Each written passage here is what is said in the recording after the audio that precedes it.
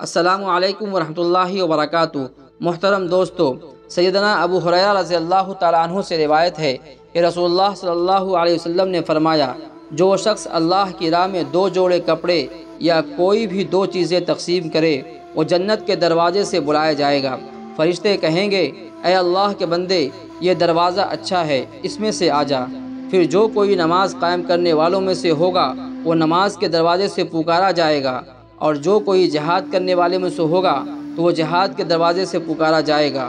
اور جو کوئی روزہ داروں میں سے ہوگا تو وہ باب الریان سے پکارا جائے گا، اور جو کوئی صدقہ دینے والوں میں سے ہوگا وہ صدقہ کے دروازوں سے پکارا جائے گا۔ سیدنا ابو بکر صدیق رضی اللہ تعالیٰ عنہ نے عرض کیا کہ یا رسول اللہ صلی اللہ علیہ وسلم، میرے ماں باپ آپ پر قربان ہو، جو شخص ان تمام دروازوں سے پکارا جائے اس کو پھر کوئی حاجت ہی نہیں رہے گی، تو کیا کوئی شخص ان تمام دروازوں سے بھی پکارا جائے گا؟ تو آپ صلی اللہ علیہ وسلم نے فرمایا، ہاں، میں امید رکھتا ہوں کہ تم انہی میں سے ہوگے۔